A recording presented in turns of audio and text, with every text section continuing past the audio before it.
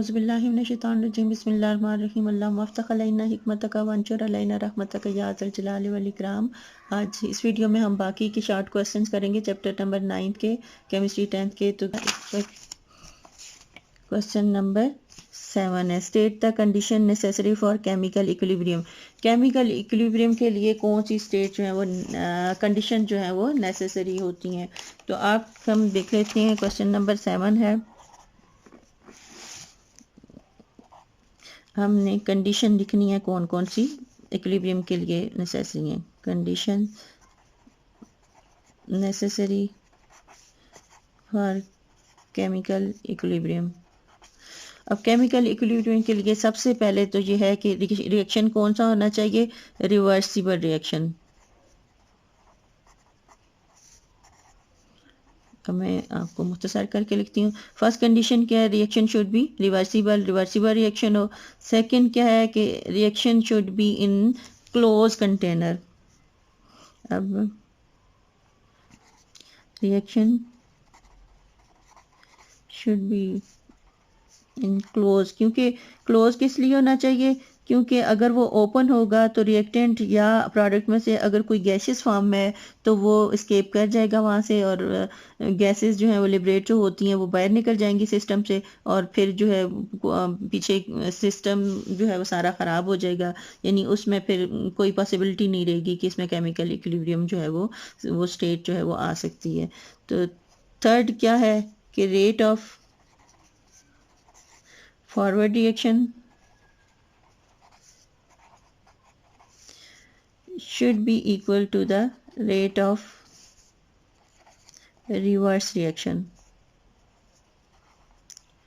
और इसकी fourth condition क्या है केमिकल इक्विलिब्रियम के लिए, केमिकल इक्विलिब्रियम कब होता है, जब external condition of pressure, external condition of pressure, temperature and concentration, या आपने लिख लेना है पी से प्रेशर, मैं मुख्तसर लिख रही हूँ, आपने पूरा लिखना है। The external condition of pressure, temperature और कॉन्सेंट्रेशन जो है ये क्या होनी चाहिए, शुड बी कांस्टेंट। तो ये 3-4 कंडीशंस हैं जिनकी वजह से अगर इनमें से एक भी ना हो तो फिर जो है वो केमिकल इक्विलिब्रियम स्टेट जो है वो नहीं अचीव कर सकते। क्वेश्चन नंबर 8 है, right equilibrium constant expression for the following reaction. हमने इन तीनों रिएक्शन के लिए हमने इक्विलिब्रियम कांस्टेंट के लिए एक्सप्रेशन लिखना है। तो ये हम करते हैं जी। क्वेश्चन नंबर 8, अब पहला जो है वो क्या है, N2 + 3H2। कई दफ़ा पहले भी हम कर चुके हैं ये।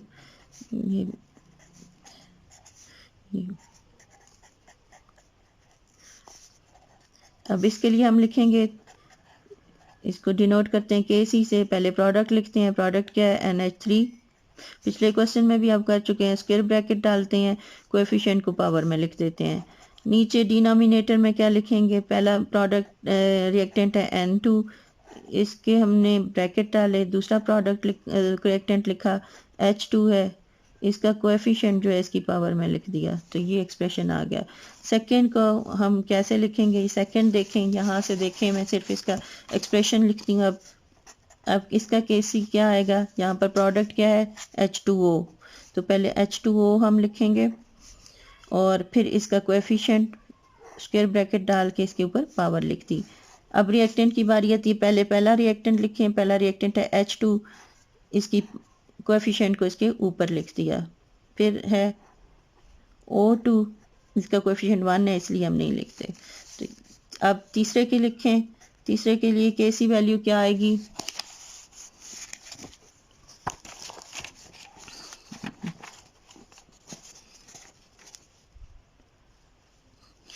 यहाँ पर देखें थर्ड में आप यहाँ पर देख सकते हैं ये क्या है, हम यहाँ पर लिख लेती हूँ।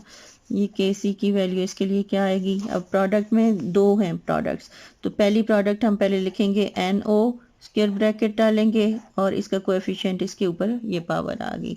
फिर दूसरा प्रोडक्ट लिखेंगे, दूसरा प्रोडक्ट है H2O, फिर हमने स्क्वायर ब्रैकेट डाले, इसका कोएफिशिएंट 6 है, यहाँ ऊपर हमने लिख लिया। फिर जो Question number 9 is a reaction between gaseous sulfur dioxide and oxygen gas to produce gaseous sulfur dioxide takes place at 600 degree centigrade.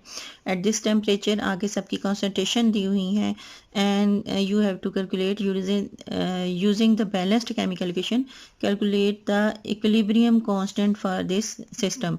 आपने equilibrium constant की value find करनी है. अब यहाँ पर आपको balanced equation नहीं दी, वो भी आपने खुद बनानी है. तो आप लिख लेंगे. कैसे लिखेंगे? दो चीज़ें जो मिलती हैं उन्होंने बताया कि सल्फर डाइऑक्साइड और ऑक्सीजन मिलती हैं और बनाती हैं सल्फर ट्राइऑक्साइड. तो हमने इन तीनों का फार्मूला लिख के इनको इक्वेशन की फॉर्म में लिखा, फिर इसको बैलेंस कर दिया. यहाँ पर 2 इधर मालिक्यूल थे तो एस के भी इधर 2 कर दिए, तो ये ऑक्सीजन और सल्फर दोनों के बैलेंस हो गए. अब हमने इसके लिए जो एक्सप्रेशन है वो लिख लिया और जो गिवन डेटा है वो लिख लिया. अब एक्सप्रेशन में पहले ऊपर प्रोडक्ट लिखते हैं, कोएफिशिएंट इसकी पावर आ गई, नीचे रिएक्टेंट्स लिखते हैं, तो फिर इसमें आप इसकी वैल्यूज पुट करते जाएं. SO3 का कंसंट्रेशन क्या है? 3.50 मोल डेसीमीटर -3 और होल इसका क्या है? स्क्वायर.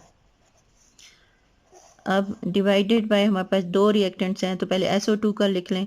SO2 का क्या है? 1.50 मोल डेसीमीटर -3 और इसका क्या है? स्क्वायर है. फिर O2 का 1.25 मोल डेसीमीटर -3.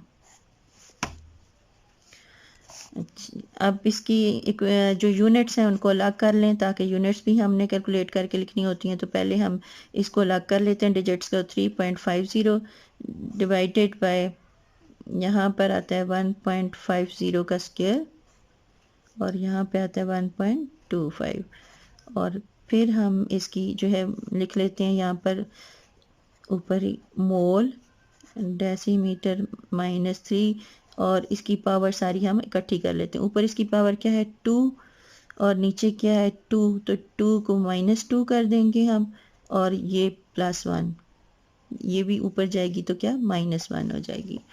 ये वाली 2 है, फिर ये 2 है, ये 2 ऊपर जाएगी -2 हो जाएगी और ये वाली ऊपर जाएगी तो -1 हो जाएगी.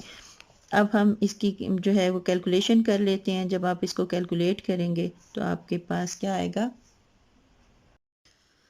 सॉरी, ये वाला स्क्वायर था, इसके ऊपर स्क्वायर लगाएं, फिर इसको हमने इसका स्क्वायर लिया तो हमारे पास 12.25 आ गया.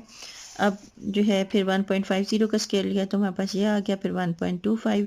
इन सब को जब आप आगे हम इसको कैलकुलेट कर लेते हैं तो 2 में से ये 2 -2 कैंसिल हो गया तो -1 रह जाता है. तो फिर अब इसकी करें मोल को जब -1 से मल्टीप्लाई करेंगे तो ये -1 आ जाएगा और फिर आगे डेसीमीटर -3 को आप -1 से करेंगे तो माइनस प्लस हो जाएगा, तो ये +3 आ जाएगा. अब हमने इसको कैलकुलेट किया, जब इसको इसके साथ मल्टीप्लाई करके इसके साथ डिवाइड किया तो हमारे पास ये आ जाता है 4.3555 और बहुत सारे 5 के बाद 6 आता है. तो हम अप्रॉक्सीमेटली इसको हम कर लेते हैं, जब राउंड में लेते हैं तो इसके साथ हम 4.356 कर लेते हैं और इसके यूनिट भी साथ लिख लें. मोल -1 डेसीमीटर 3.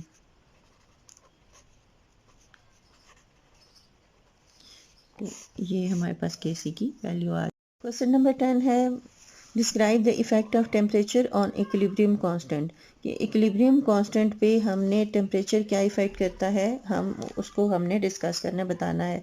तो टेम्परेचर आपने पढ़ा कि पोजीशन ऑफ इक्विलिब्रियम जो है वो चेंज हो जाती है अगर हम टेम्परेचर, प्रेशर या कंसंट्रेशन में से किसी को भी हम जो है इंक्रीज़ करते हैं या डिक्रीज़ करते हैं. तो अगर हम एक्सटर्नल कंडीशन जो हैं वो सिस्टम की चेंज करेंगे तो उसका इक्विलिब्रियम जो है वो शिफ्ट हो जाएगा.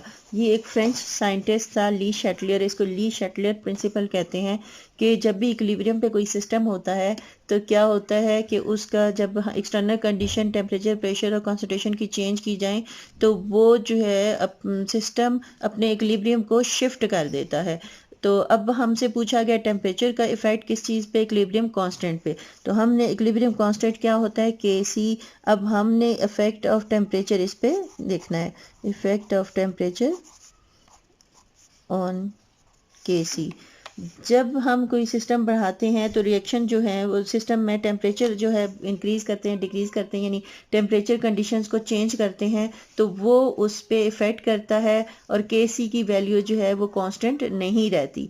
के सी कांस्टेंट है, लेकिन जब भी कोई रिएक्शन जो कि इक्विलिब्रियम स्टेट पर होता है, जब उस वक्त हम उसका टेम्परेचर बढ़ा देते हैं तो फिर के सी की वैल्यू भी जो है वो चेंज हो जाती है। अब कैसे चेंज हो जाती है, फ़र्ज़ करें हमारे पास कोई भी रिएक्शन हम देख लेते हैं, हमारे पास जो हम पहले कर रहे थे वही ले लेते हैं, N2+3H2, ये एक रिवर्सिबल रिएक्शन है, 2NH3 ये बनाता है। अब ये होता क्या कि ये रिएक्शन जो है ये एक एक्सोथर्मिक रिएक्शन है। अब एक्सोथर्मिक रिएक्शन क्या होता है? एक्सोथर्मिक रिएक्शन एक ऐसा रिएक्शन होता है जिसमें हीट इवॉल्व होती है, यानी हीट जो है वो निकलती है।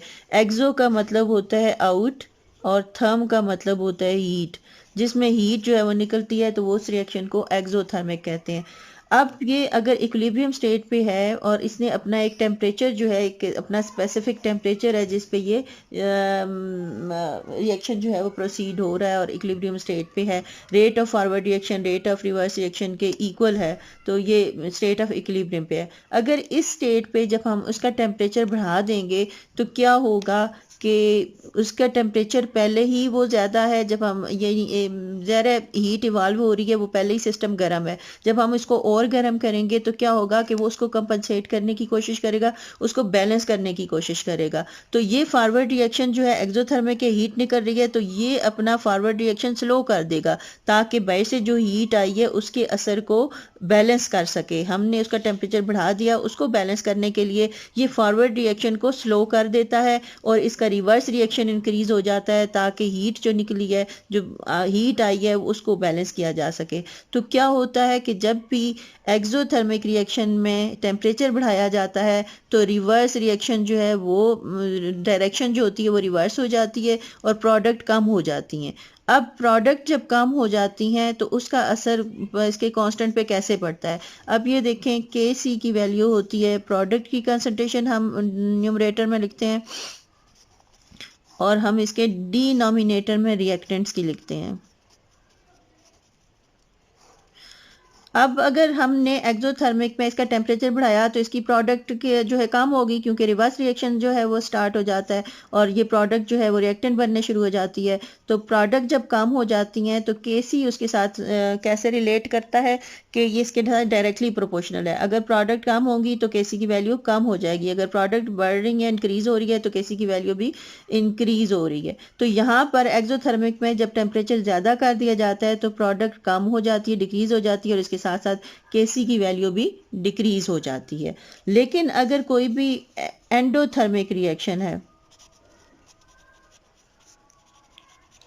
एंडो का मतलब होता है इन और थर्म का मतलब होता है हीट, कि जिसमें जो इसका ऐसा रिवर्सिबल रिएक्शन जिसका फॉरवर्ड रिएक्शन जो है वो एंडोथर्मिक है, यानी इसको हीट देनी पड़ती है, यानी वो हीट दें तो वो फॉरवर्ड रिएक्शन में प्रोसीड होता है। तो अगर ऐसे रिएक्शन में हम मज़ीद हीट दे देंगे, यानी टेम्परेचर इंक्रीज़ कर देंगे, तो उसका जो प्रोडक्ट है वो इंक्रीज़ हो जाएगा। अगर प्रोडक्ट इंक्रीज़ होगा तो के सी की वैल्यू भी इंक्रीज़ हो जाएगी, क्योंकि डायरेक्टली प्रोपोर्शनल है। प्रोडक्ट की वैल्यू इंक्रीज़ होगी तो के सी की वैल्यू इंक्रीज़ होगी, प्रोडक्ट की कंसंट्रेशन इंक्रीज़ होगी तो के सी की वैल्यू भी इंक्रीज़ होगी। अगर प्रोडक्ट की कंसंट्रेशन डिक्रीज़ होगी तो के सी की वैल्यू भी डिक्रीज़ हो जाएगी। इसलिए एक्सोथर्मिक में जब हम टेम्परेचर इंक्रीज़ करते हैं तो के सी की वैल्यू कम हो जाती है और एंडोथर्मिक में जब हम टेम्परेचर इंक्रीज करते हैं तो के सी की वैल्यू भी इंक्रीज हो जाती है। तो मैं आगे इसकी स्लाइड भी चला देती हूँ, मैंने आपको समझा दिया, उससे आप अच्छी तरह याद कर लें। खुश रहिए, खुशियाँ बांटिए, अल्लाह हाफिज़।